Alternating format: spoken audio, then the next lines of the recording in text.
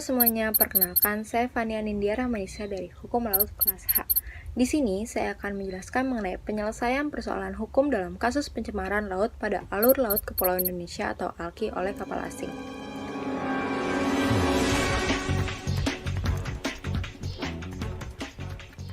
Sebagai negara kepulauan, perairan Indonesia dapat merupakan jalur pelayaran untuk menghubungkan wilayah-wilayah antara kedua samudra, Samudra Hindia dan Samudra Pasifik, dan kedua benua, benua Asia dan benua Australia pada jalur-jalur tertentu. Setelah peratifikasian Konvensi Hukum Laut 1982 melalui Undang-Undang Nomor 17 Tahun 1985 tanggal 3 Desember 1985, maka Indonesia mulai memikirkan dan berusaha untuk menetapkan alur-alur laut Kepulauan Indonesia atau ALKI melalui perairan Nusantara Indonesia. Penetapan ALKI harus sesuai dengan konsep yang terdapat pada Konvensi Hukum Laut 1982. Indonesia menetapkan lintas ALKI yang diatur dalam Perundang-undangan Indonesia antara lain Undang-Undang Nomor 6 Tahun 1996 tentang Perairan Indonesia, Undang-Undang Nomor 17 Tahun 2008 tentang Pelayaran, PP Nomor 37 Tahun 2002 tentang hak dan kewajiban kapal dan pesawat udara asing dalam melaksanakan hak lintas alur laut kepulauan melalui rute yang telah ditetapkan, dan PP Nomor 5 Tahun 2010 tentang kenavigasian.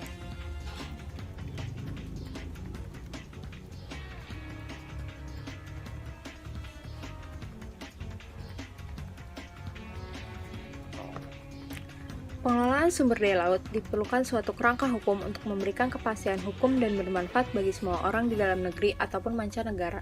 Ada kedaulatan, yurisdiksi tertentu, dan hak berdaulat di wilayah perairan dan wilayah yurisdiksi.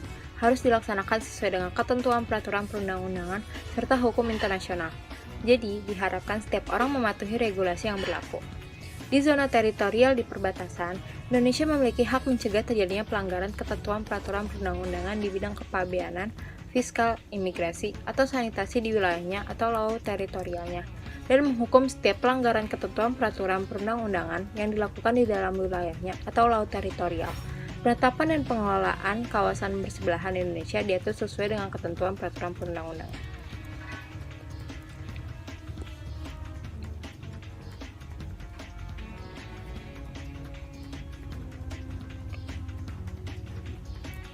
Pengelolaan tata ruang laut dilaksanakan dengan urutan. Melindungi sumber daya dan wilayah berdasarkan daya dukung lingkungan dan kearifan lokal, memanfaatkan potensi sumber daya dan atau kegiatan di wilayah laut dalam skala internasional dan internasional, dan mengembangkan kawasan potensial menjadi pusat kegiatan produksi, distribusi, dan jasa. Pengendalian pemanfaatan ruang laut dilakukan melalui perizinan, pemberian intensif, dan pengenaan sanksi bagi setiap pihak yang melanggar. Setiap orang yang memanfaatkan ruang laut secara permanen di wilayah perairan dan wilayah yurisdiksi yang tidak sesuai dengan izin yang diberikan dikenai sanksi administratif berupa peringatan tertulis, penghentian sementara kegiatan, penutupan lokasi, pencabutan izin, pembatalan izin, dan atau denda administrasi.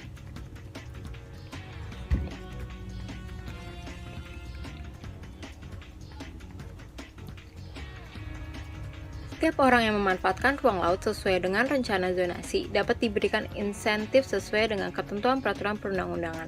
Setiap orang yang memanfaatkan ruang laut secara permanen tanpa izin lokasi dapat dipidana dengan pidana penjara paling lama 6 tahun dan pidana denda paling banyak 20 miliar rupiah. Penegakan kedaulatan dan hukum di perairan Indonesia, dasar laut dan di bawahnya, termasuk sumber daya alam di dalamnya, dan sanksi pelanggaran dilaksanakan sesuai dengan ketentuan peraturan perundang-undangan dan hukum internasional.